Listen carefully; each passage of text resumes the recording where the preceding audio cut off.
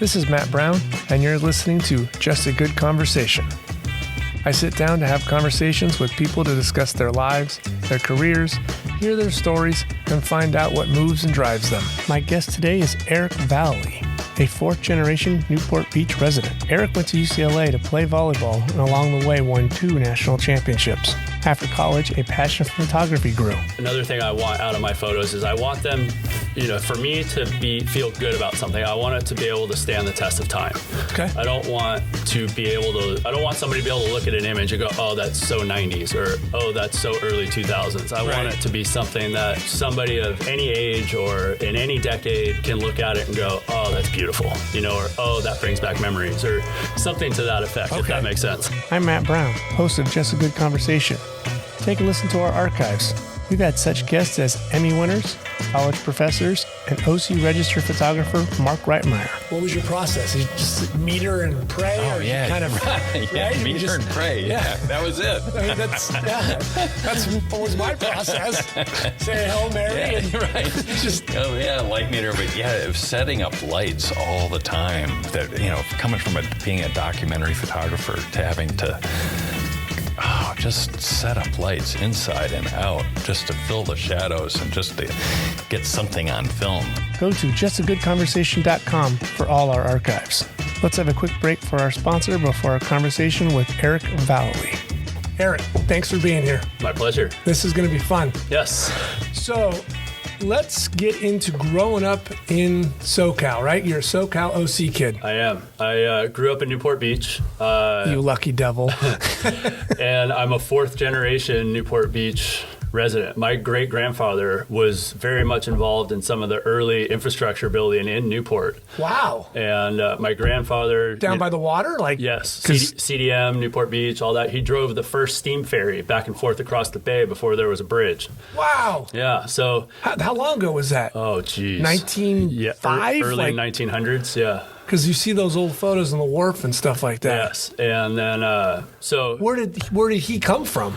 L.A. Okay. Well, my great-grandfather actually originally came here on a ship from Ireland. Okay. And then, but then planted in L.A. My grandfather was from L.A. originally. They used to take the train down until they set up roots in Newport. What gave them the idea, like, Newport's our love? It was just a growing area. There was opportunity, and my grandfather had a boat rental business down on the bay for a really long time. Wow. And he also owned one of the first houses on Balboa Island. Is it still there? The property is still there. The house itself has been torn down. Okay. But my parents actually live on the property now. Wow. Okay. So anyway, long-standing roots in Newport, and it's a place I've never really wanted to leave, and I've traveled the world and seen a lot of places, and still like to call it home. Still Newport. No way you're leaving. Not really, no.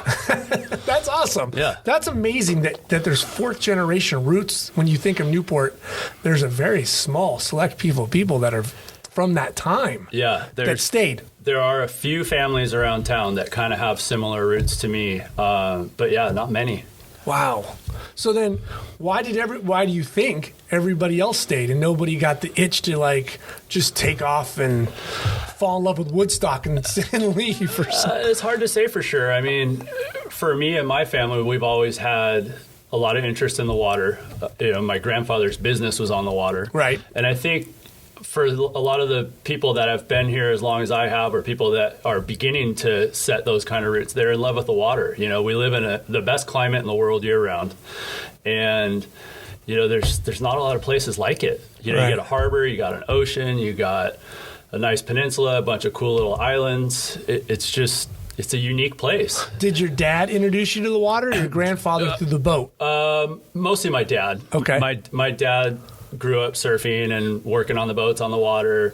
As a little kid, fishing was something I really loved to do. So I just gravitated toward it early on, pretty much by myself. But the fact that Dad and Grandpa were on the water all the time, too, didn't hurt. Right. So it was a pretty easy, I guess, something easy for me to pick up. Sure. Was he a surfer or was he a... Dad was, Grandpa wasn't. Okay. That would be kind of cool if Grandpa was. Yeah. But Grandpa was around back when Duke Kahanamoku actually surfed in Newport. Okay. So he was around when that took place and remembered it. Grandpa's not with us anymore, but he remembered those kinds of things and had stories to tell. And so, wow. Yeah. That is an interesting, backstory to how Grandpa was able to hang out with those kind of cats. He didn't really hang out with them, still but see it them. was, yes, exactly. I mean, that's at that time, that's hanging out. If you could say you saw Duke hitting the water. Sure. I mean, and even his boat business, Newport's John Wayne has always been connected to Newport. I know Absolutely. he's a bit of a controversial name at this point, but we even have an old receipt from John Wayne renting a boat. Really? Yeah. Is it hanging up somewhere? It should be, but it's not. Oh, let's get that thing up on the wall. Yeah, someday. Yeah, that's going to get laminated and put up. That's a treasure. Yep. I mean, because there used to be a train that came down through Newport into L.A., and that was... Yeah, in fact, the tracks came right down... through the peninsula, to the right? Peninsula, yeah. I don't know why in God's green earth they ever tore that up, because that would just be a gold mine today. It would be pretty But that's how interesting. the Hollywood crowd came down. Yep. That's the same train my grandpa used to come down on. Wow. Yeah. So, as a kid, what sports did you fall in love with? As a kid, I did everything. Was that just kind of the skating, the surfing, anything you could... It's just, back then we didn't focus on one sport. It was like this season we did this, and this season we did that, and this season we did this. And so it ever changed. I played soccer, I played baseball, I played basketball, I played volleyball, I surfed. Whatever you could do. Anything. That's the best way to do it. I'm probably one of the most competitive people you'd ever meet. So, anything, if there was a game going on, I wanted to get in it. And, I never played football because football was too demanding on my time and I wanted to go to the beach. Okay. So that makes sense. Fortunately, those other sports still allowed me to surf and be around the water and that kind of thing. But football, especially in the summer, a lot of my friends are doing double days and I'm down at the beach. So right. I took that trade. It's funny, by saying that you played everything ages us because that immediately says that we're not 19 because it now is a one-sport trick pony. Yeah. And you only play baseball. Yeah. You only play tennis. You're like, that kid never gets to do anything else but just play golf. That's it. We all played it all. Everything. And as a coach nowadays, too, I advocate for playing as much as you can. And I've spent a little time around the sports medicine world and seen that bodies wear out. Body parts wear out. When you're doing one thing over and over and over and over again, it's also better for muscle building to use different muscles, whether it's tennis, volleyball, swimming. Some muscles need a break, right? And some muscles need developing. So anyway, as a kid, getting back to your original question, I just did it all because I had a love for sports and competition, and a lot of my friends were doing it all. And so, once I got to high school, I started to narrow down a little bit, played volleyball and basketball. Do those two kind of just become your love?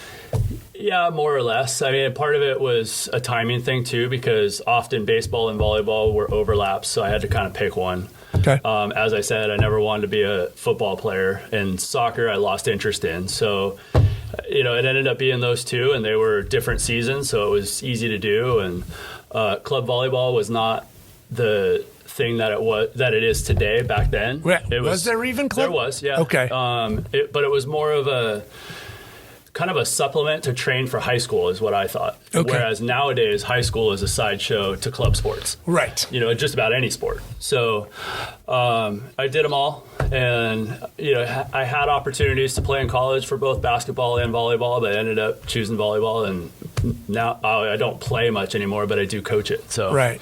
But you were one hell of a volleyball player. Come on, let's say it. I looked it up, and I did shoot you win one of your NCAA championships at UCLA. I had some success. Now. kind of as I described all the different sports that I did, one of my favorite terms, I was a jack of all and a master of none. So, I was not an All-American in college or any of that, but neither was I. But that's okay. I did achieve a certain level and won a couple of national championships. So that's obviously exciting. And that's a select group. Some of my best friends to this day are guys that I met and played with along the way, and so it's very special for sure. Now, did you always want to stay home at UCLA or SC or Pepperdine, or was there ever a thought of going away? Being a volleyball player, the West Coast is definitely dominant, especially Right. when I played. Schools like Penn State or IPFW, they had programs, but That's been the recent success for them, right? more of Penn State was pretty good back then. Okay. IPFW, not so much, but either way, I mean, I have a family legacy at UCLA too, so that was a big factor. Right. That always is just familiarity. Yeah, Dad was a team captain for John Wooden and won a couple championships of his own. My uncle, Eric Lindroth, was all-world water polo player. He was an Olympian and all that kind of stuff, and he was a UCLA Bruin. So, and then knowing... So there's no way in hell you were going to SC. I think even it's funny, knowing some of the coaches from back then now, differently. I think a lot of them sort of gave up once they knew. Figured out the heritage. It was pretty much a foregone conclusion that he's going to UCLA. And Al Skates was the head coach back then, and it seemed like, if you had the chance to go to UCLA to play volleyball, it wasn't if you would win a championship, it was how many. Right. And how can you not? And was it going to be 2 in a row, 3 in a row? Right. Yeah. So how could you not be intrigued by that? Especially, as I said, being as competitive as I am. They also played in Pauley, which was a big-time facility compared to like a Pepperdine or LMU. Yeah, we didn't play in Pauley all the time. We played in the Wooden Center from time to time. Oh, that's which right. is a little bit smaller. That's right. But in some ways, for volleyball, that it's kind of neat. Yeah. So it's kind of neat because it's a little bit more intimate, small. You get the roar of the crowd a little bit more. Pauley's such a big building, and unless you got 30,000 people in there, you almost don't feel it. Sure. But they used to drop the blue tarp down, right? Sometimes. Kind of divide it occasionally. Yeah, all kind of depending. If basketball's coming in the next day, the setup wouldn't be as extravagant. Right. But no doubt it's special. And, some of the places we got to play as well, like going to Ohio State was really awesome because it's old school, old buildings, really neat. Almost reminds you of Hoosiers, that Right. kind of thing.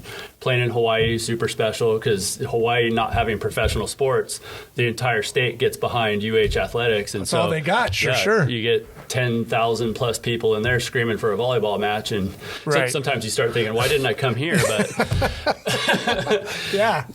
But definitely good experiences. Okay, so what years did you win your championships? 96 and 98 were the ones I was a part of. All right. Do you have any special moments during that time you're at playing? Like you came in, someone with a busted ankle and saved a game, or anything along the way? Like one of my favorites is I played behind a guy named Stein Metzger, who, if you know volleyball at all, Stein's one of the biggest names of the last 25, 30 years. Stein was hurt, I believe, possibly sick. I don't remember, and. I was going to get my chance to start because Stein wasn't there. And in warm-ups, I landed on a ball. No. And pretty much busted my ankle. And I remember thinking, there's no way I'm missing this opportunity. And I went to our trainer and didn't really tell anybody. I said, just put a couple rolls of tape on it and let's go. And so I went out and played, one of my favorite matches on basically one leg. And we ended up winning, which was awesome. And I actually got offered a job overseas in Germany right after the match. And Really? It was so ironic, the fact that I could go out, land on a ball, pretty much shred my ankle. It took me 2 years to get back to full strength after Really? that. Yeah. Did you roll it left, right? Like what did you tear? I landed on the ball and it rolled right. So outside? And I don't know. I never got an MRI, I don't think, but I'm pretty sure I shredded some ligaments. And, it was the most painful thing I could imagine. I bet it hurt worse the next day as the adrenaline wears off. And the you're swelling, all of it, yeah. But that's one of my favorite moments from my career. And, obviously winning and all that is super exciting. But Sure. But personally, from a perseverance standpoint, to getting an opportunity and not wasting it and making the best of it, right. and it worked out. So that's a good story to tell the kids too. It's fun, yeah. I mean, things happen, and if you can kind of take the opportunity, mind over matter, and you go for it. Right. So, was something like that for you at your time at UCLA? Like, did you understand in the moment how great of a moment it was? Were you cherishing it, or is it now when you look back at it, you go, "Oh, I had no idea how good it was"? I think now it's more now looking back, and I don't know. Maybe I'm lucky growing up the way I did, or playing with the teams that I did, or the abilities that God gave me. I spent a lot of time winning as a kid, whether it be in club or in high school. basketball, volleyball. It was something I was accustomed to and expected. Okay. So going to UCLA and getting the opportunity to win and actually doing it, it's special because you play for those kinds of moments as athletes. I think every athlete does. You hope to get to that pinnacle of the sport and have a shot. But it's just kind of what I always worked for, and like I said, expected to at least be there. What my role would be, you never know. I mean, in volleyball, you were a setter, correct? I was a setter. Okay, and even still pretty undersized. I mean, at only 6'2", right? Playing in a court full of trees. Right. You were the teeniest guy on the court by far. Usually, fortunately, I could jump a little bit, but it's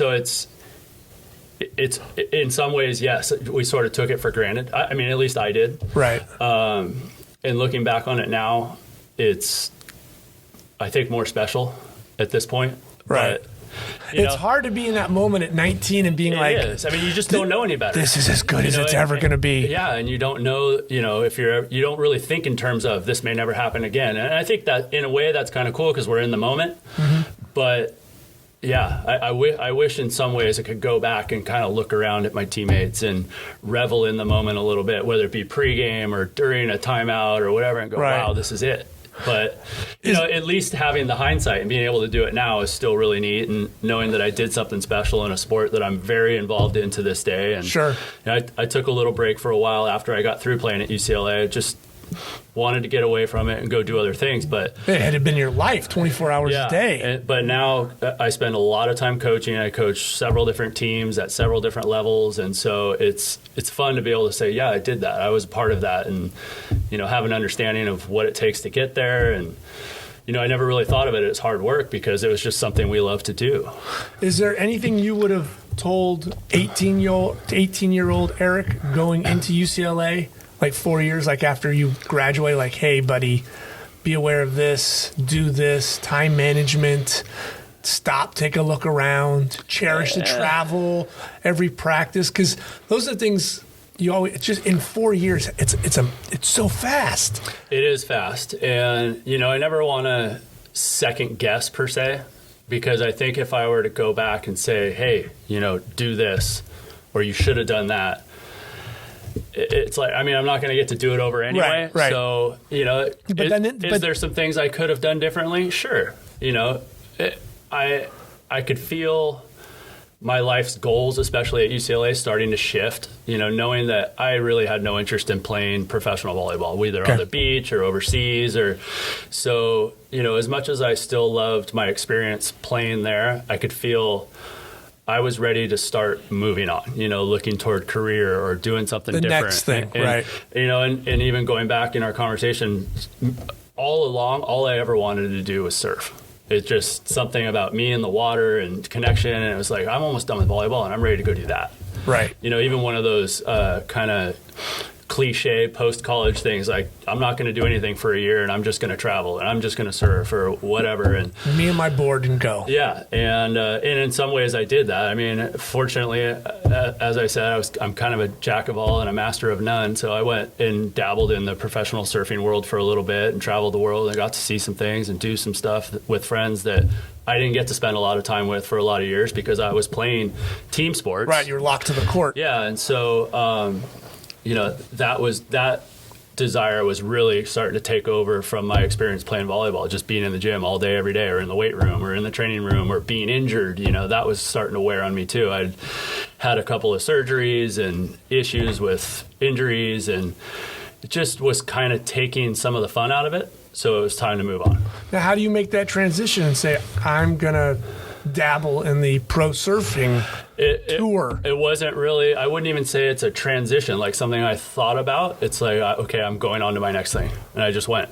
Just grab your boys and go? Grab them and go. I was lucky enough to have a really good surf shop in Newport Beach by the name of Surfside Sports, where I could, work when I wasn't traveling. And they're still to this day, they're hugely supportive of me in many of the things I do. And, it was perfect. Nice little retail job, managing a surf shop and getting to travel and have some fun for a few years before then. That's nice. Before then really starting in on, the career path. So. Right. So where did you surf that you really enjoyed during those times? Some of my favorites, Samoa, beautiful place. Really, yeah. I would love to go back there. I've only been there once, but I would definitely go back. Fiji, there's a place called Tavarua down in Fiji. It's kind of a private little surf resort. Probably my favorite place on the planet. Really? If I could spend a month or two there a year, that would be a dream. But big left, big right. What's it? Mostly lefts. Okay. A place called Cloudbreak is Clear glass water, I'm guessing. Well, I mean, just depending on the weather. Sure. The wind will blow from time to time, but and a big right here and there. But it's just paradise. Oh, So. that sounds awful. Hard to want to stay in the gym 24 hours a day when there's places like that out there that Right. are pulling me in. So I had to go experience that too. And you had a good time doing that. Oh, best. Oh, that's so nice. Damn it. Yeah. I never got to do that afterwards, but it sounds like it's a great time. Well, and one of the things even nowadays, talking to some of the kids that I mentor and coach, is get out and travel. See the world. Newport Absolutely. Beach. Newport Beach is not the greatest example of reality per se. Mm-hmm. There's a lot of cultures, a lot of things going on out there that we're unaware of that we don't see on a day-to-day basis. Right.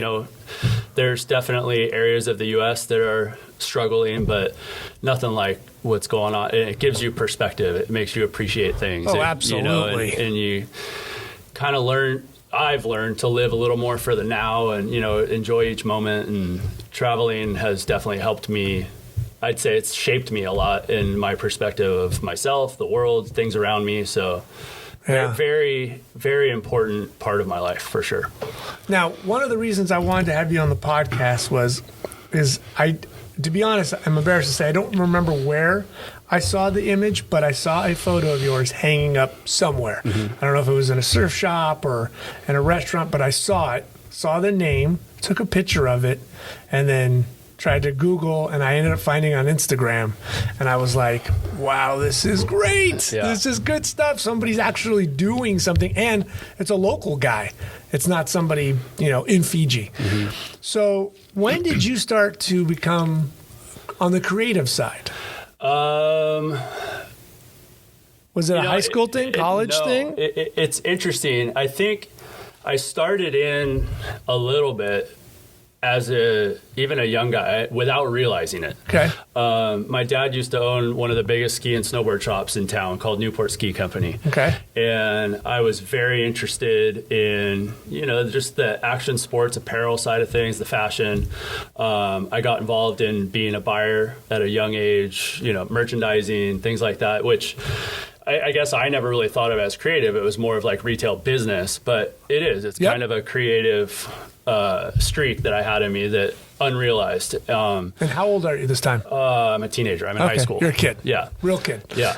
And through college, not much. Once I got out of college and I started pursuing the surfing stuff is, being on the other end of the lens quite a bit. I started to develop tastes for certain shots or certain details, colors, a lot of different things, and it would get to a point where, I hate that shot, and of course that's the one the magazine picks, right? Or somebody will say, I saw that shot on such and such, that was awesome. It's like, really? I thought it was horrible, and it was this funny little process. And then one time I was getting ready to go on a trip to Indonesia. Okay. And forget how the conversation came up, but my wife said, well, why don't you get a camera? And I kind of thought, wow, because as I said, I'm critical of all these things. It's like, okay, well, why don't you try and do it yourself then? Yeah, you do it. Yeah, figure it out. Maybe if you don't like those, then see if you can do it the way you want to. And now, what year is this? This is late 90s, early 2000s? Probably early 2000. Maybe not early, 2008-ish, maybe 2010, right in there. Okay, so because I've been playing with the camera off and on, without any real seriousness for maybe 10 years or so. Okay. But so anyway, it was kind of one of those things to just get it and start. What'd you get? Do you remember? My first one was a Canon 7D. Okay.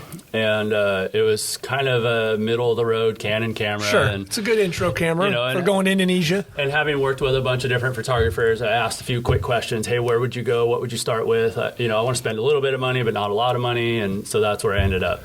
Okay. And I got a a 24 to 105 zoom lens and a 100 to 400 zoom lens. Okay. And it was like, that was my starter pack.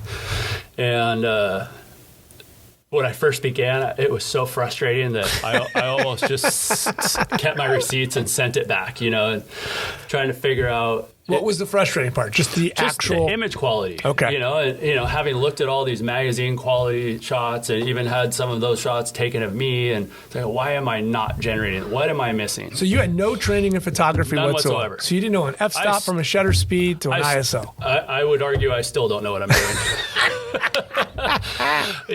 I am self-taught, and I've been very lucky to have a few people throw me a few tips along the way, people that I've worked with in the past, and very fortunate for that. But as you probably know, a lot of photographers out there in the world don't want to share any information because they spend a lot of years developing their own techniques or whatever you want to call it, which is foolish. It really is. It is, and I kind of understand it. I mean, one of my mentors, his name's Mike Moyer. He's he's still a fantastic photographer, but he was very prominent in the 80s, 90s when the magazine world was very lucrative and and thriving. And one of his favorite sayings was, we used to be able to spend hundreds to make thousands. Now you spend thousands to maybe make hundreds. Yep.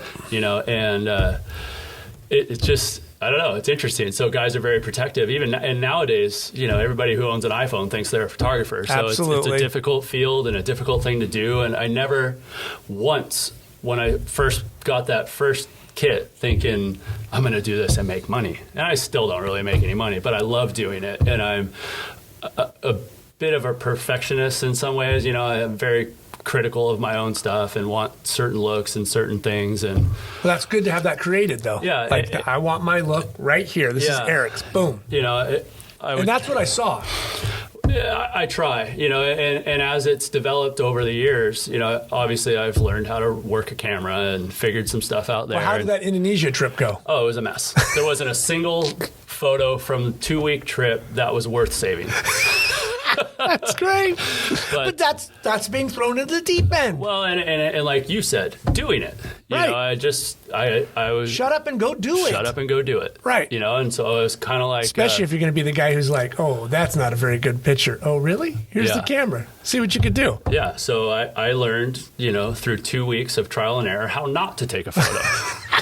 And so it progressed from there. And obviously, when did you start to get a feel?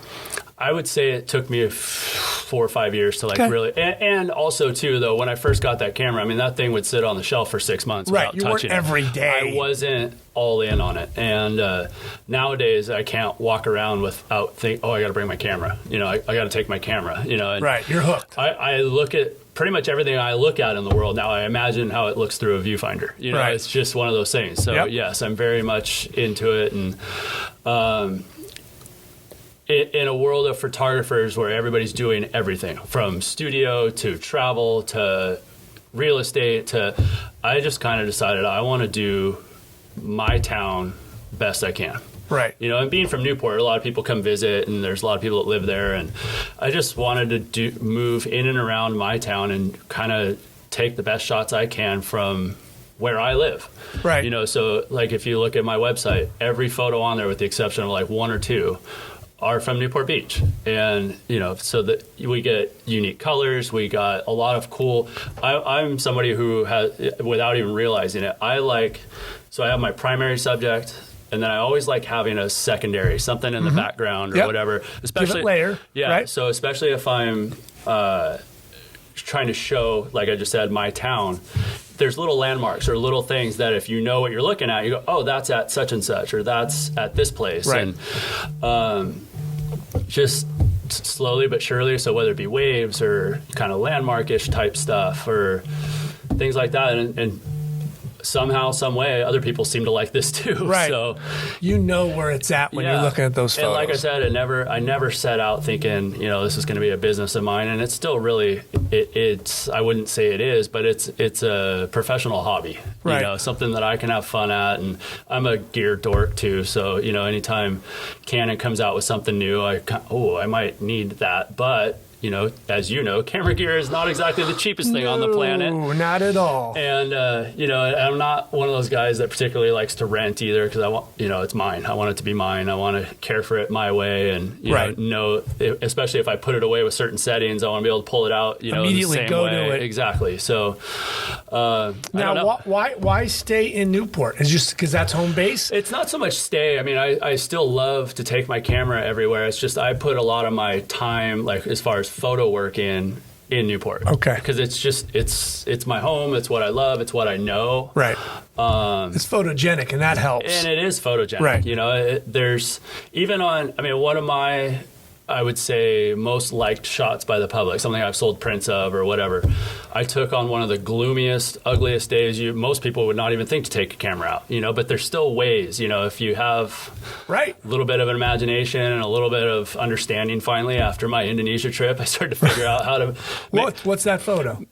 It's a photo of the dory fleet down by the Newport Pier. Okay. It's a black and white photo. Okay. You know, and I took it on a gloomy, overcast day, you know, handheld it, you know, and it just kind of something that just happened. Does the pier disappear into the fog, or what is it? The pier is not in it. It's just the dory. So if you're familiar with the dory fleet, it's an old fish market. Right. And the front it's still operational, right? Yeah. I mean, not like it used to be, but it is still, yes. I think it's 4 days a week now or something, like 3 days a week. Even barely that. But they used to bring their boats in right on the beach, which they don't do anymore. And but it's a historical landmark. It's a fixture of Newport, and anybody who knows Newport knows the Dory Fleet Fish Market. And I just thought, how cool would it be? You know, and I kind of like capturing those landmark type places in black and white, because it's just, to me, it's a little more timeless. Right. And it goes back to what would your grandfather's boating look like in 1905? Exactly. And without really knowing what's going on, obviously through the digital age, we can kind of tell, you know, this image is recent, you know, it's not, but it still creates kind of a timeless feel. And, you know, people that live in Newport are like, oh, the Dory Fleet. You know, my family used to go down there, or we used to go to the beach right there, or, you know, I grew up surfing right there or something, you know, and it's just. Yeah, or we visited in 1968 and we got, you know, crab right there. And so that sets a scene immediately to a time period of like, yep. I've been there. We were there at this time. The kids were this little. Mm-hmm. It was fantastic. And then, you know, and as I was saying a minute ago, how I kind of developed a like for having, you know, layers, a secondary or even a third subject, you know, if you can kind of set it up right. But another thing I want out of my photos is I want them, you know, for me to feel good about something. I want it to be able to stand the test of time. Okay. I don't want somebody to be able to look at an image and go, oh, that's so 90s, or, oh, that's so early 2000s. I want it to be something that somebody of any age or in any decade can look at it and go, oh, that's beautiful, you know, or, oh, that brings back memories, or something to that effect, if that makes sense. No, but why that, and why not timestamp it? I don't know. Just something you prefer? It's just kind of something that I've gone toward. I like the idea of something that is fairly timeless, that can, you know, stand up, you know, over the test of time without having a date or an era specifically set against it. Right. Because, you know, like a 1980 surfboard, if you looked at it, would definitely date it. You would know. Without even knowing when the guy shaped it, you can pretty much tell. Or a 1968 bikini on somebody, you're going to know, boom. Exactly. Okay, that's definitely not 2020. And as I said, you know, because now we're in the digital age, you can definitely tell, oh, well, this is a much higher quality. Right. You know, and even then, quality is in the eye of the beholder, right? Because some people still really prefer, you know, the graininess of film or whatever it might be. But that's 2 clicks of a mouse, and I can give you grainy now. Totally, yeah. I mean, even if you don't know what you're doing, you throw a filter on it. Right. And, so I don't know. I want it to come out of the camera kind of the way my mind saw it, and, you know, not have to put I don't like to spend a lot of time editing. You know, I really, you know. You do a lot of your work to make sure when you click it, it is what you got.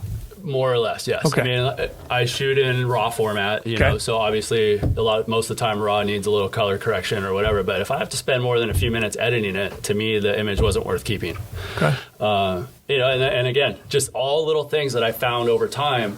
It's like, wow, I didn't really realize that I was doing that, but I really like doing that, you know. And then, like I said, my taste for my photo, I want it to be timeless. I don't want to spend a lot of time editing, because for me, the fun is the camera in hand. Sure. You know, whether I'm swimming in the water or setting up on the beach or chasing down something, you know, somewhere else around town, the joy is the camera. The joy is setting up the shot, getting the shot, you know, especially if I can capture it the way I imagined it in my mind going in.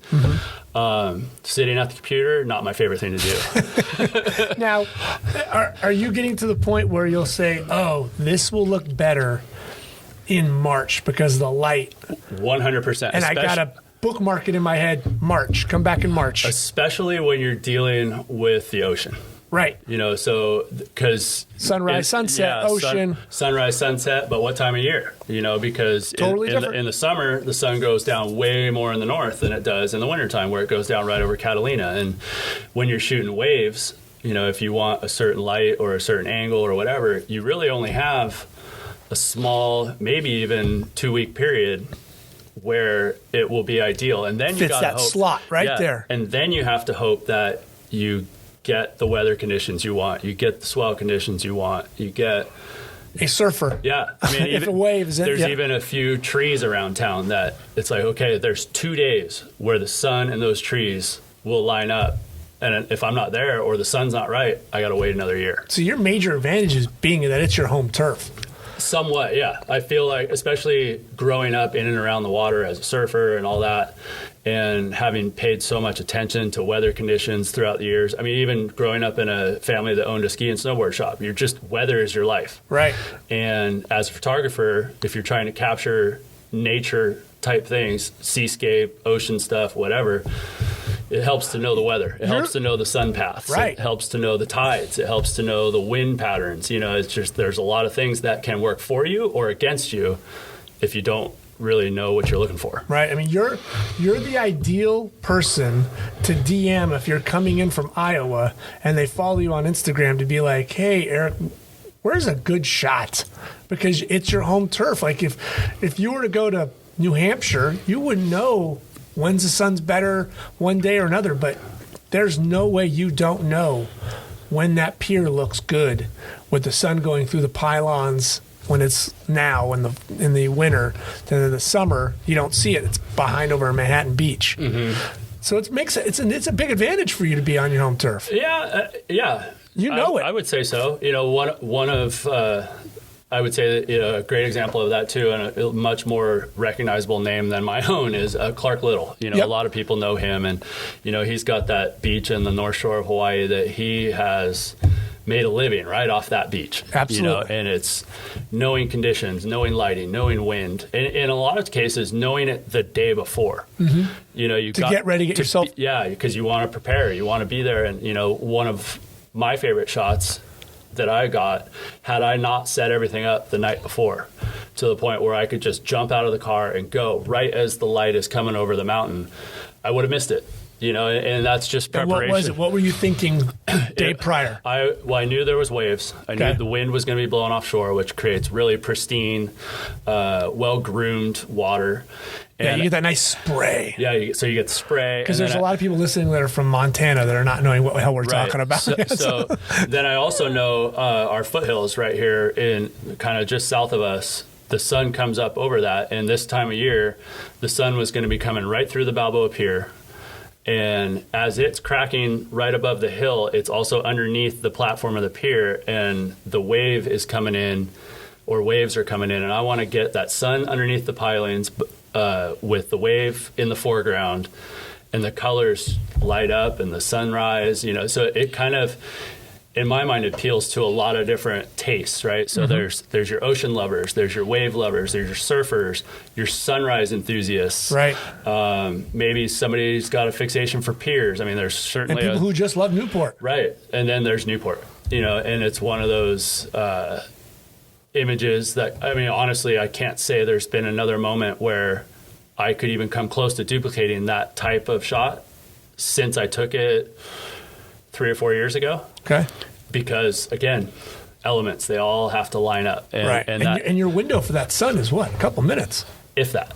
Right. You know, because after that, the sun gets high and the light completely changes, and it's not so much that color is gone; it's just color changes. Mm-hmm. You know, so you go from that sunrise, that golden hue, to now it's more blue, and you know the light's starting to come through the wave a lot more. So it just changes, right? And it's those unique moments and knowing when to get them, how to get them. And obviously, like you said, my hometown, I know how the weather works. I know how the waves work. I know where I want to be, and I'm there before it starts to happen, and then hopefully catch it. For that kind of setup, did you scout and say, okay, I want this? No, not really. Again, being my hometown, I can imagine a lot of things. Okay. And then when I see certain things start to pop on the weather map, or whether it be swell or light or who knows, just kind of say, okay, today I'm going to go get that one. And then I still have a lot of shots around town that I want to get, which kind of keeps the hunt fun. That's great. Yeah, keeps it fun. But, and weather can always send you in a different direction too, and open your eyes to something new. And I think that's part of what's fun about the type of photography I do, is every time I go out is an adventure. But like you said, knowing my town definitely helps. We're going to take a quick break for a sponsor, and we'll be right back. Like you're saying, you've got this hunt. Are you, like with that shot, do you say, okay, we're taking this camera gear, we're taking this lens, and we're looking for it with a kind of a predetermined idea of like, I need wave, pier, sun? Or were you kind of going, I'm going to get pier, sun, ooh, I'll back up, I like the wave? Yeah. Like, how are you envisioning? Because that's the creative process. Because you could have screwed it up by being half a mile to the left or to the right. You're 100% correct. So especially when I'm swimming in the water and I've got my water housing, everything's, not everything, but a lot of stuff is predetermined. Once you put it in that housing, you can't change very much. I can change shutter speeds, I can change aperture a little bit, but it's not easy. Right. So I put it in loaded with what I expect to use to get. Okay. And most of the time I use a very wide angle, 14 millimeter wide angle, or I'll use a 15 millimeter fisheye. Okay. So it's very wide angle. Very wide angle. That's a big housing. Right. But when you're inside of a breaking wave, it's tight. If you've got something, really honestly, if you got a whole lot more than that, you're not getting everything that's going on around you. Mm-hmm. If you're trying to shoot a certain wave from a distance, well then obviously, a 70 to 200 or something like that becomes a little more relevant. A lot of guys like to shoot with a 35 millimeter or even a 50, and then you get a little bit further back from it. But I like being right underneath it, in it. And do you like that perspective, being in the barrel? I do. I do. And like I said, with my desire for secondary subjects, I like to be able to see out of the barrel. And there's the pier, or there's a lifeguard tower, or something along those, along those lines, which kind of stamps that, hey, that's Newport Beach, and that way, if somebody wanted something specific of Newport Beach, it's available. I offer that. I mean, I do have my wave photos, don't get me wrong, because I love doing that too, where you can't tell where it came from. But so yeah, like that one particular, I knew I wanted to be so far away from the pier.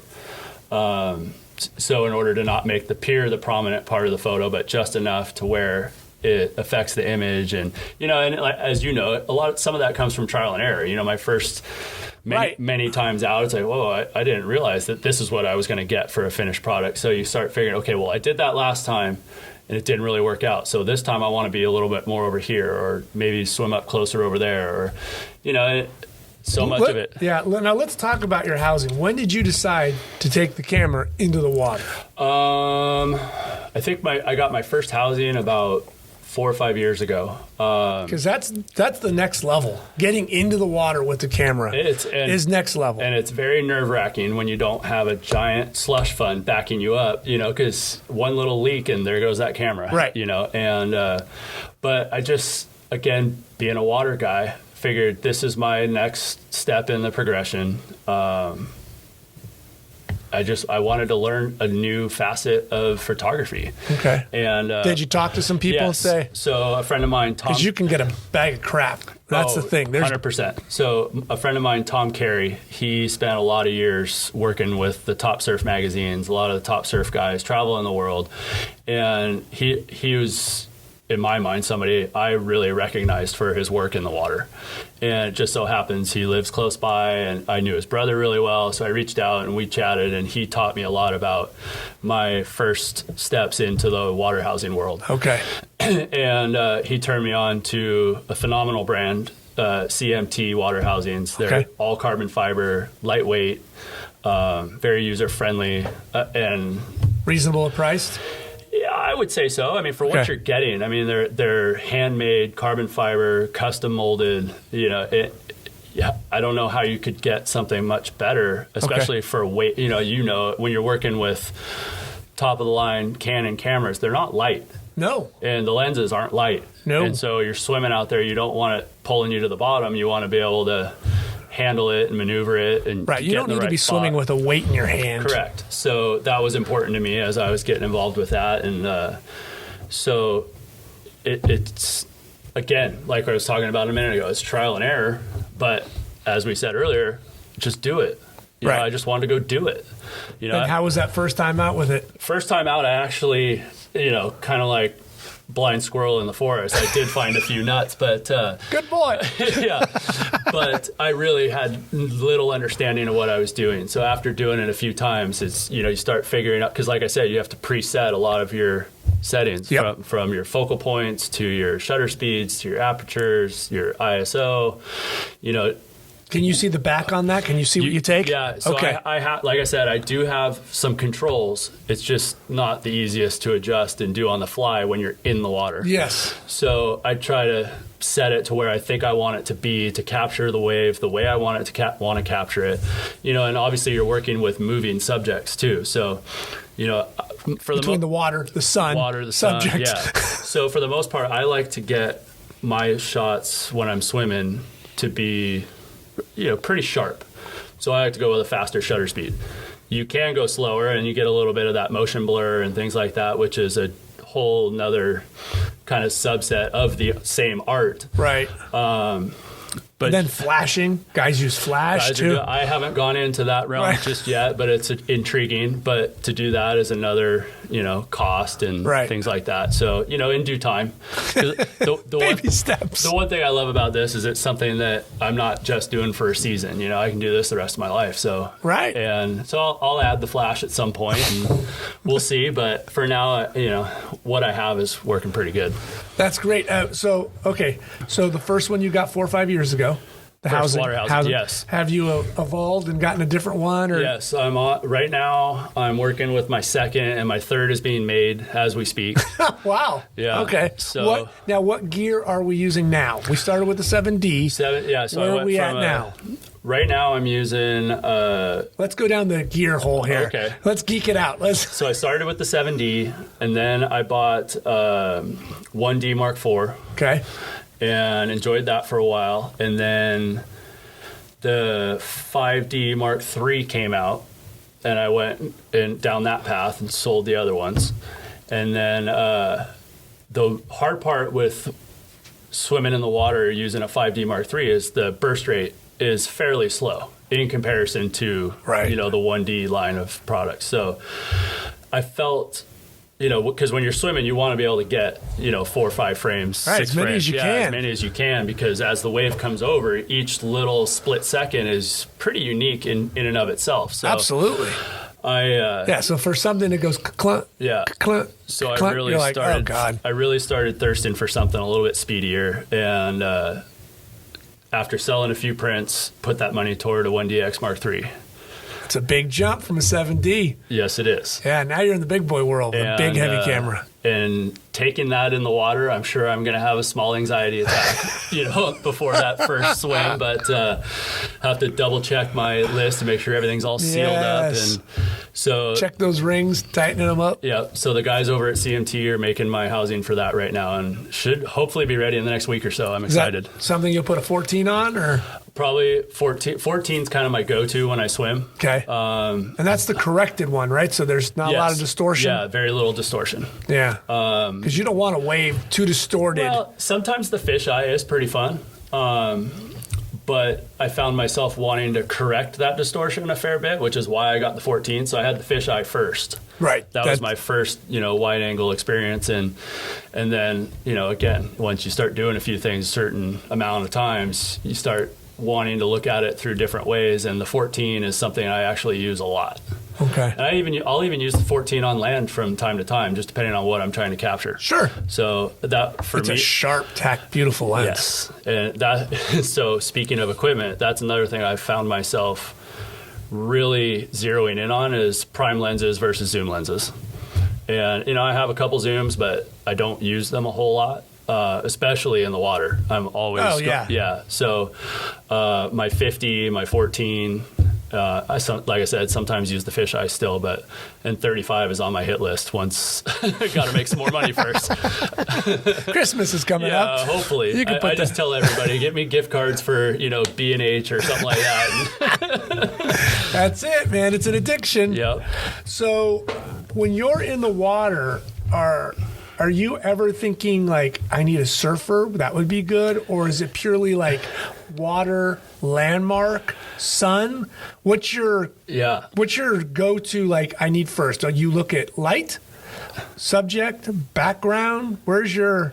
Yeah, I would say you probably just nailed it. First is light. Because especially in the water, without good light, you can't really do much.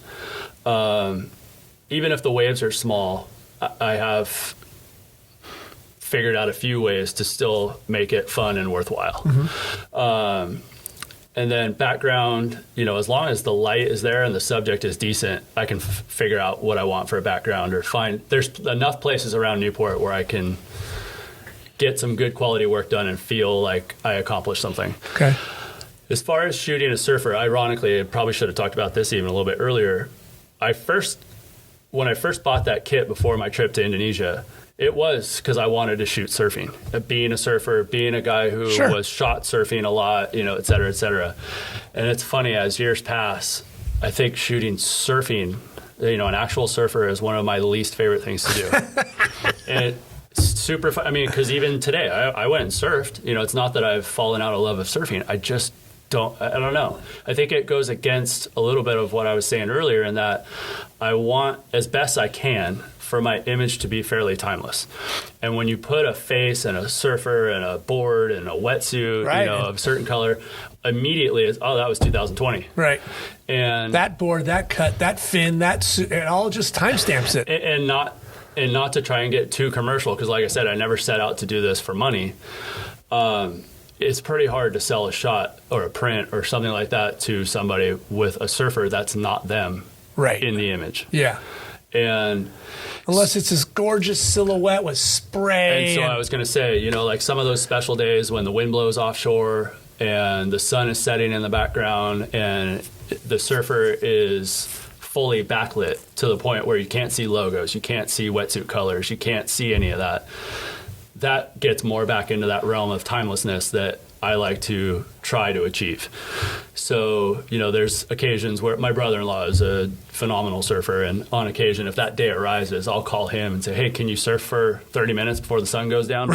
Because once again, that amount of time where the sun is right, to be able to capture that backlit moment, it's 30 minutes sometimes might even be long. Right. And it's quick. If people don't understand, the sun moves all day long, but in the moments when you want it in a certain spot, it's flying. Yeah. And in fact, one of my favorite photo stories, I was not the photographer on this one, but one of my mentors, his name was Dick McCoy, who has since passed. But he was somebody who took a lot of images of me as a surfer. And we did the exact same thing. He saw the sun, the light. We knew there was a little bit of waves. He said, hey, let's head down to the beach. We got 30 minutes. I think he took 6 images, in a matter of 30 minutes before the sun went down. Is this film or digital days? This is film days. Okay. And of those 6 images he took of me, one was a 2-page spread in a magazine, and another one was in a calendar. Wow. Yeah. And so, it doesn't always take a lot. It's just being at the right place, the right time, having the right understanding. And he was a lot like me, being from Newport. He knew when and where we needed to be. Put you in that spot. Went and did it, and, special. So that's great. You don't need a whole day to capture something good as long as you know what to do, when to do it, where to go, etc. So Right. Now, have you found yourself to become kind of a little bit of a weather hound, where you're keeping track of the weather, winds blowing, clouds, swells? I definitely watch it day to day. I don't necessarily record it, Right. which some people do. Really? Oh yeah, I have surf friends that keep calendars of, I was even reading something from a local guy not long ago. I think he had over 35 years or something of documented surf, weather, readings, all that for each day. Wow. Yeah, and so, like I said, growing up in a water family, somebody who was very involved in skiing and snowboarding. We just grew up watching the weather. I mean, it's something for us. Sure. Me as a kid, Dad always wanted to watch the weather on the news. Because is it going to snow this week? Is business going to be good? That's true. Yeah. Also, if there's a storm coming in, that means waves are probably coming. So we watched it for numerous reasons. So I'm definitely in tune, and I feel, and through sports, all my injuries, when the storm starts to roll in, my body starts to swell, and, the arthritis kicks in. So I'm very in tune with the weather. Whether you like it or not, your body's telling you. I understand why old Take people. some ibuprofen. I understand why old people like to move to the desert now. Yeah, you get it. You thought it was funny, and aunts and aunts were leaving everybody. You're like, I got it. I totally understand. So when you're out surfing now, do you ever sit there and go, like you went this morning, can you enjoy it and not think, oh, if I had my camera, that'd be pretty sweet right now? Sometimes it's absolutely brutal. Sometimes I'm in the water on my surfboard going, what are you doing? You're missing some Idiot, amazing... get rid of the board and grab the housing. Why didn't you bring your camera? And it's hard too. You don't want to leave a 1DX Mark III in your car. No. Just so everybody listening, he doesn't do that. Yeah, I don't. It's in a lockbox.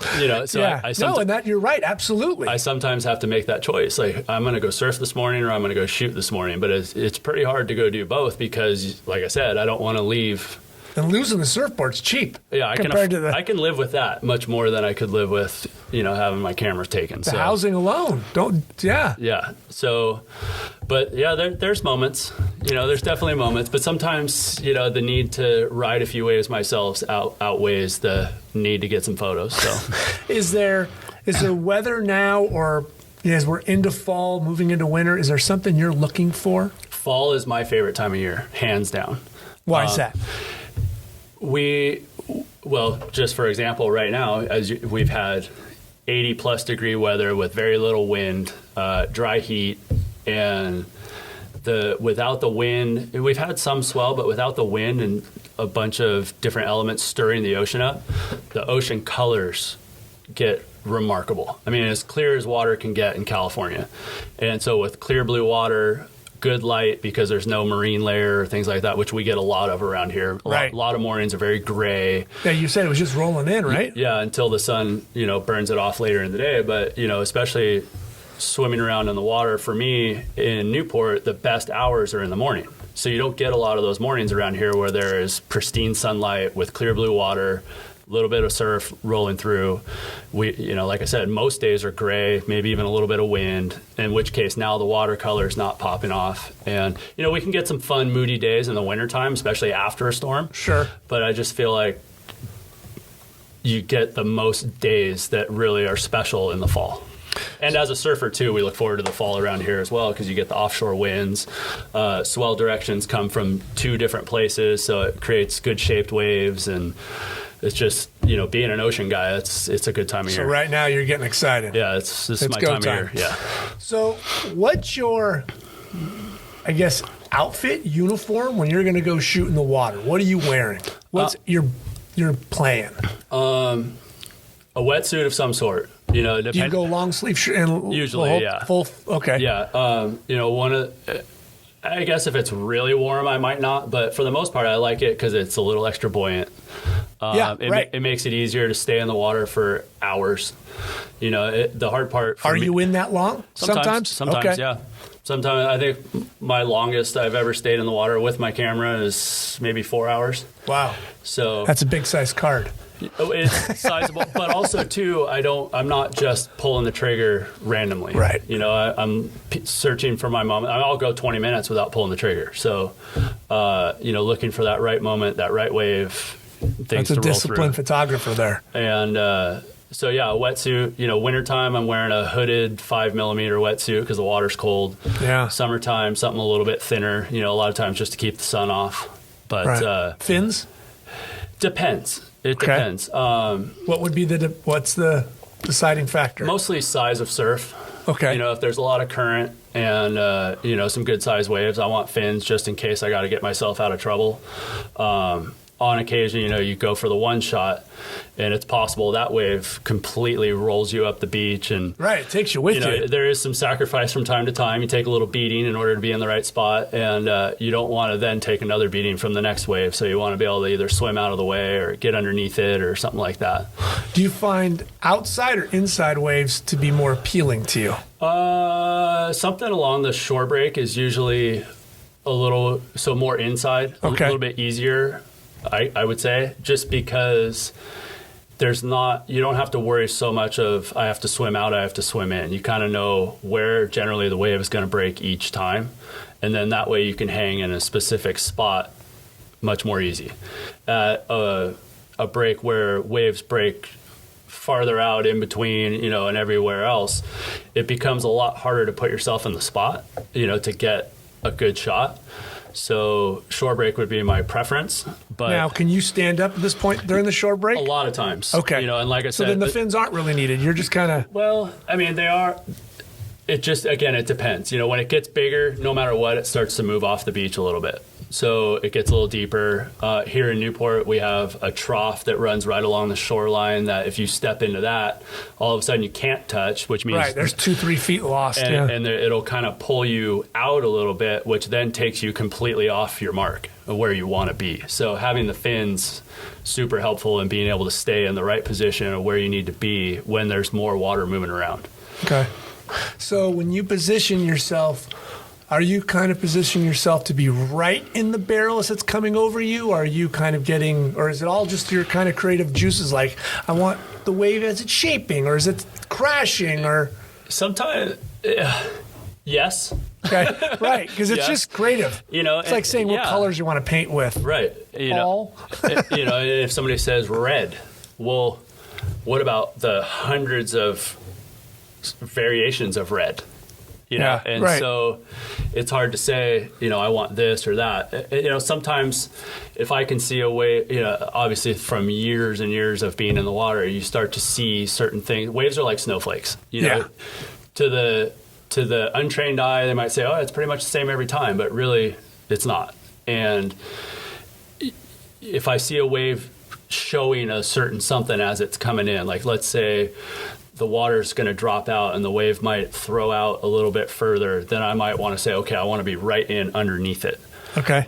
If there's, the wave maybe not looking like that and it looks like it's going to be a little bit more slopey and the lip might do a little something fun, in which case now it's not so much about being right underneath it as it is capturing whatever that lip might do in the wind, because the water sparkles and droplets and things, they can light up a number of different ways and make lots of unique images, So again, it's just being in the water for so many years, like a mountain photographer or whatever, they just understand the mountains. Sure. They understand the snow. They understand, it's just kind of my little thing where there's little nuances that I could talk about forever, and until you've done it or really experienced it, it's probably not going to make sense. Or seen the two differences. Yeah, it's probably not going to make sense.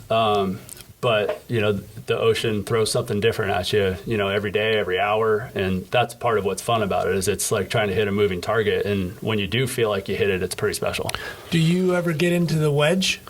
I do a little bit. The wedge, for me, has become a little bit too popular. Okay.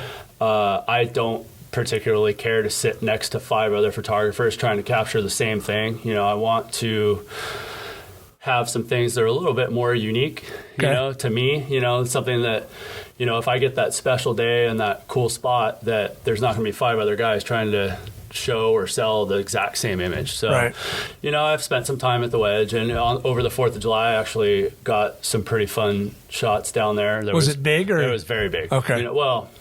It was big. I shouldn't say very big. Because being local, you and I know what very big is. Yes. And so it was big-ish, we'll say that, but big enough to make it interesting. And it was a nice morning. It's not often you get big waves with sun, and some interesting subjects to shoot. There were some guys surfing and, doing their thing out there too. So I ventured down, and of course it's overloaded with people trying to get shots, and actually got lucky though, a couple shots got published from that day, and, so that was fun. From where? Who? OC Register. Okay. And then Channel 5 News ran it that night. Nice. They contact you, or how does that work? It was basically. They asked if, hey, we saw your shots on Instagram or something, do you mind if we, incorporate them into our stories? And the writer for the OC Register I've done some work with in the past. So who's that? Leyland Connolly. Okay. Very nice woman, and so obviously happy to help her. And when the news calls, sure. I'll take the exposure. Sure, right, thank absolutely. you very much. So sell a print here and there. Otherwise I probably wouldn't have done anything with it because image of a guy surfing, like I said, it's not the easiest thing to sell. So right.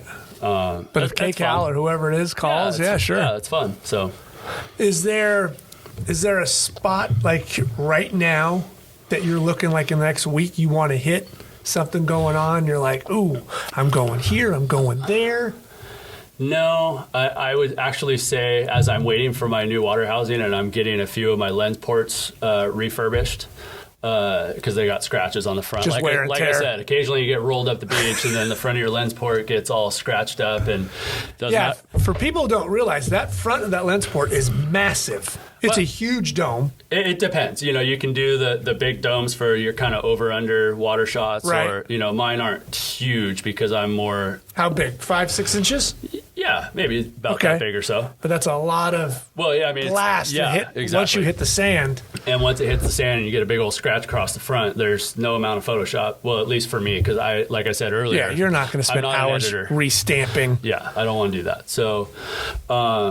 anyway, I just haven't. I'm waiting for the new stuff to arrive. Okay. And then I'll jump back out on it. So now you're out of the water kind of looking at stuff. A little bit, yeah. I actually, I had a commission not long ago of somebody who grew up at 52nd Street, so they wanted to get something of, kind of the lifeguard tower or something that stamps the zone. And we had a little swell a couple weeks ago, and I've been working on that. So that was kind of fun. Mark Reitmeyer, the registered photographer, I don't know if you've ever met him. He was on the podcast.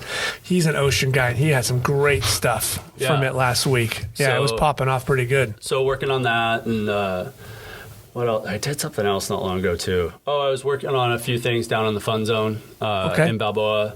Now that a lot of the summer crowds have left, it's a little easier to kind of get some things without a bunch of people in your foreground. Only now. Yeah, so the local summer has started. And again, just kind of toying around with some ideas of things that I wanted to get that were in my mind, and the ferry boat and the ferry landings down in Balboa Island and Balboa Peninsula are historical landmarks and things that I want to try and play with a little bit and see if I can get something fun with those. And so I've been bouncing around a little bit here and there on land. When did you say, okay, I'm creating a website because I think I've got enough content that people have now become interested? Actually, I would say that I wasn't really the one that did that. It was people would see something on my Instagram and go, I would like to get that. What else do you have? Or that's great. Or I'm interested. What else do you have? And I have no way of showing them. Right? Yeah. And say, hey, scroll my Instagram feed, and by the way, don't mind all my family pictures and things like that. It's just annoying. Yeah, absolutely. So it's just kind of one of those things where, if I figured, I've got some shots that I'd be okay putting out for the world to see and put it up on a website, and hopefully it makes sense and people might be interested. And what's the website? Vallelyfineart.com. And it does pretty good? Yeah, for a guy, local Newport guy? Like I said, I never set out to make money, you know, so if, people want to buy some shots for different reasons here and there, and great. I think... and I don't know how much traveling you've done where you've been to like a Marriott, but some Marriotts do this where the artwork in the hotel is of the town. Like a couple years ago, we were in Rhode Island. It was very much like in the town. And when we were one in Connecticut, it was very much of the town. Mm-hmm. I knew they just redid the Marriott right off the peninsula. Like those images should have, they don't have to be yours, but that'd be great if they did call. They should be mine. Right. They should be if they call. And I know some VPs on Marriott, but Yeah, those are the photos that, like, the town, the city, they should be up in City Hall. They should promote more, at least imagery, visual imagery of the town. Has anybody ever approached you towards that? Not anything Marriott size. I've done... But even a bar, cantina, anything? Yeah, I mean, I've done quite a few doctor's offices. Great. Did a real estate office not long ago. I did an investment banker. He bought a thing for his office, so a lot of that type of thing. So there's little avenues. I have had a little exposure to like bigger development stuff, like you're saying, like Marriott. But from what I also learned is there's a lot of politics involved in that too. Oh, God, yes. No. You got to know the right person. You got to be in the right place at the right time. You got to have the right price, et cetera, et cetera. And don't get me wrong, I would love to be able to get into that. It just hasn't really gone that far yet. Right. No, I could tell you some stories of people saying, well, I got a nephew who takes pictures and he's going to shoot them for us. Right. You're like, well, and like I said earlier, everybody who's got an iPhone thinks they're a photographer now too. So right. Now, have you ever thought of putting a housing on your phone and going in and shooting, or you just know I am a DSLR guy? You can do it, and I know it's been done, and guys get decent things from time to time. I just feel like pound for pound, I'm going to get, say if I go out with my phone, maybe I'll get 1 out of 10. Right. When I go out with my camera, I feel like I got a better shot of getting 8 out of 10, 9 out of 10. It's just, there's going to be more quality. It's going to be easier to work with in post. And I don't know. I'd rather do that. Right. Have you dabbled in mirrorless at all? Not yet. Okay. And it's not, I don't know if I would think it would be a big need. I don't really necessarily think it is, and I have. Unless it got a lot lighter for you? Here's one reason I haven't gone mirrorless or even attempted to go mirrorless is I have sizable hands.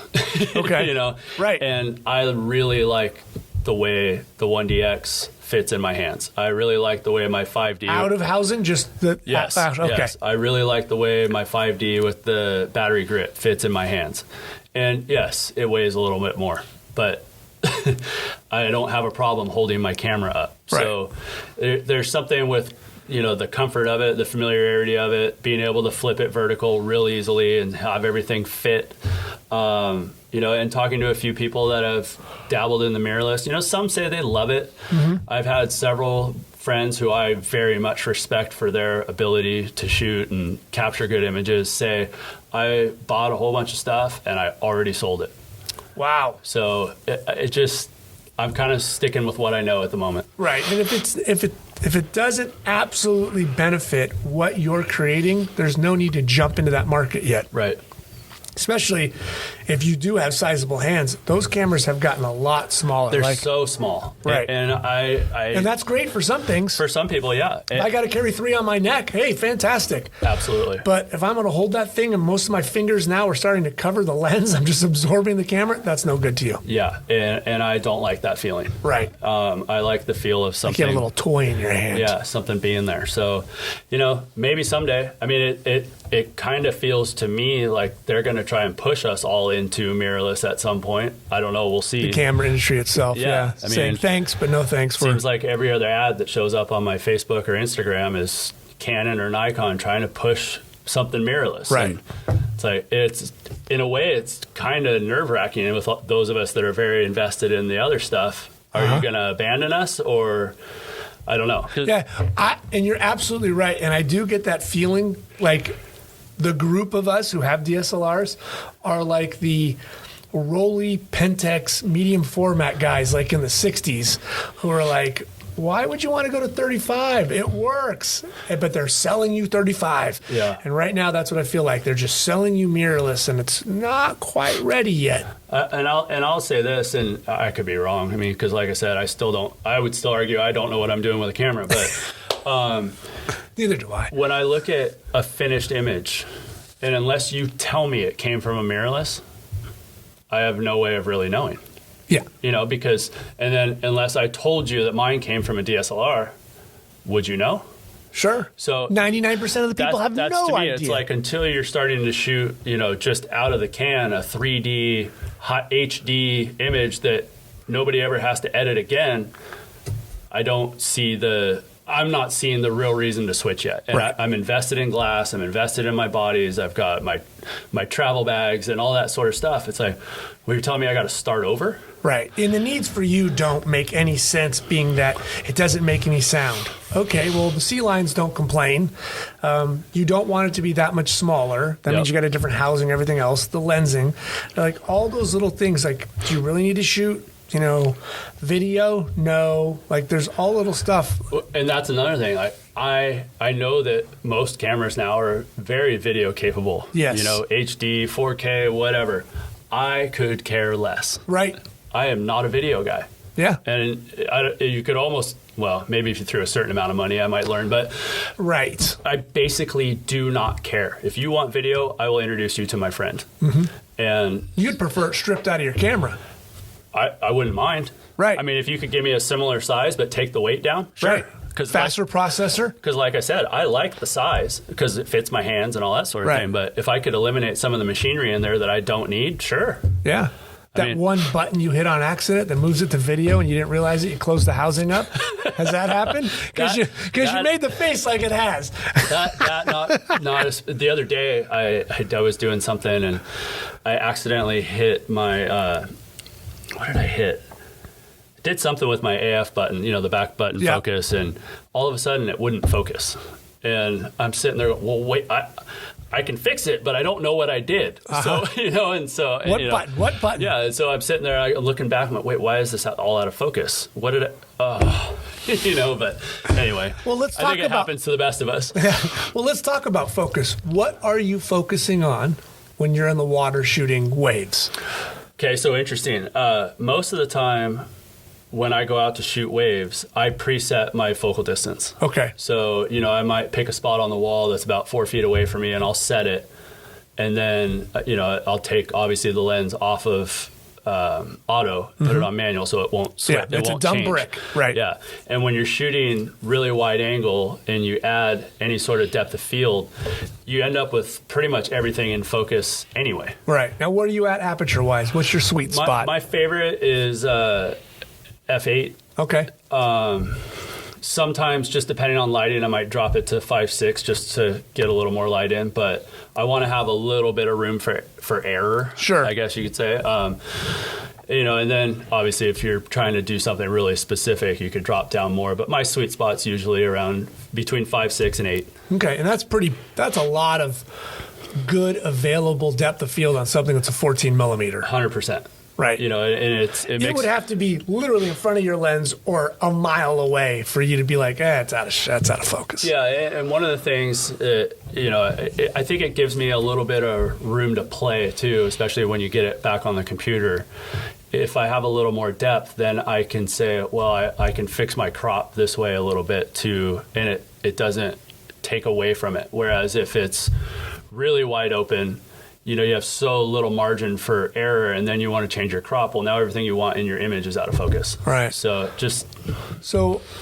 let's say you pick your shutter speed. You're like, I'm going 2,000. I want it tack sharp. I don't want any mist loss. F8. Are you now just adjusting your ISO in the water? Yes. Okay. Yeah. So that's your gauge. You're sliding. Yeah. I mean, I don't know a lot of people's thoughts on this, but I was always kind of taught, at least by the people that taught me, that the lower the ISO, the less noise, et cetera, et cetera. Right. So, especially if I'm going out first light, the ISO will be probably up around 800 or so. Mm-hmm. And then, but as soon as I can get it back down in the 200, 160, that's what I'm trying to do. Okay.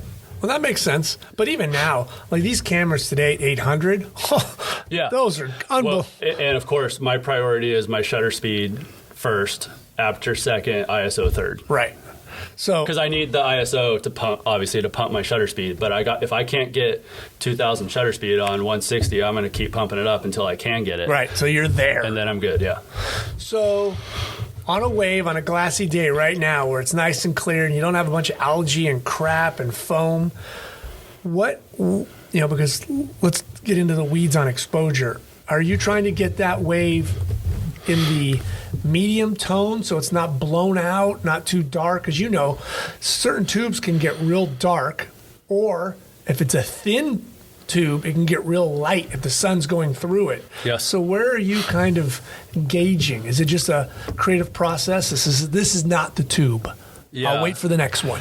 I don't particularly like anything that's blown out. Okay. So I definitely try to stay away from that. Now, that said, though, sometimes you can get certain light play coming through the wave where you might have some bubbles or a few sparkles that are really blown out, but it kind of adds to the image. Right. You know, those specular highlights don't take away. So the basic integrity of the color of the wave and all that are still intact, but then you get, light on water is pretty unique and special. Mm-hmm. And when a wave's moving or even a ripple, like generally speaking, you could be all set up for a really smooth-faced wave and all that, and then a little ripple pops. Well, anytime the water shape changes, the light changes.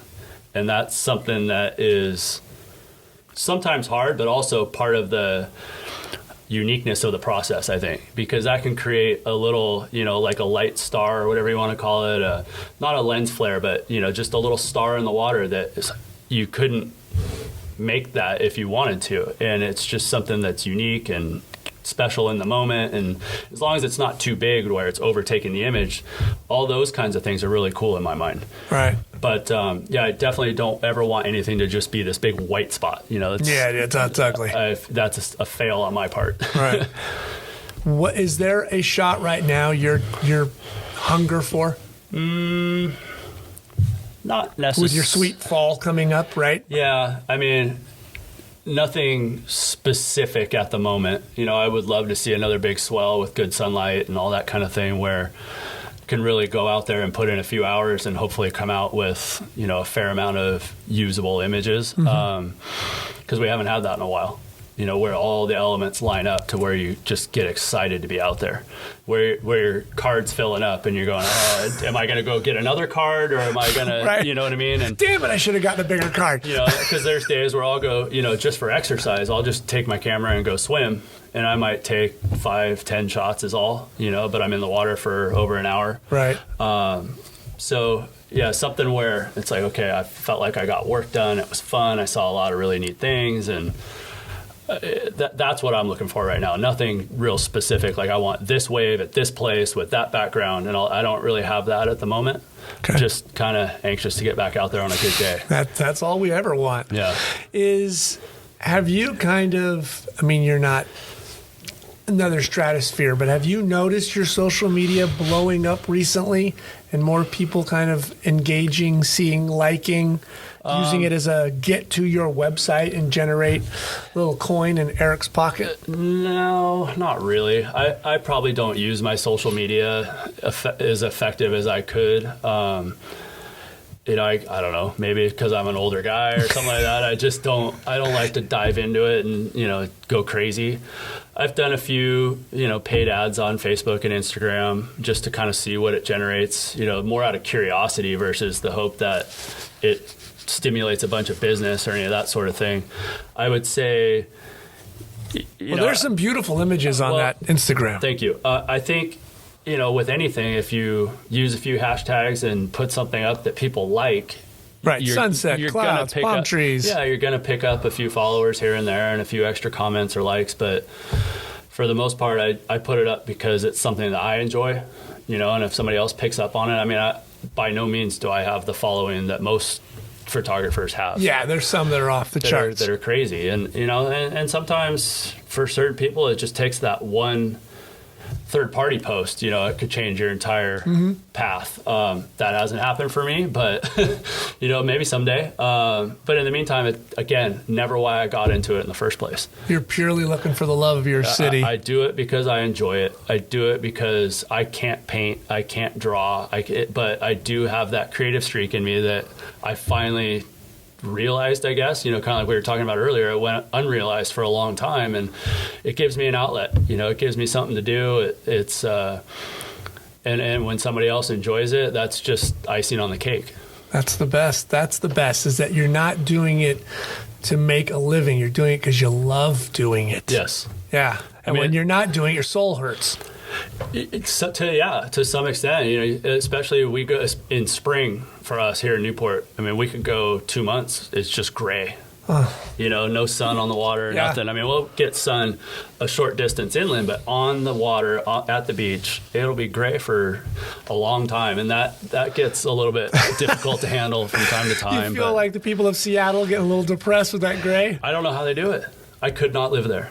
Yeah, I could not. I don't now, know. the 2 days a year that they get that are sunny and pretty, and I've been there for that, it's gorgeous. Yeah, and they're running around But- naked because the sun's out, and they're all excited. They're slapping on sunscreen.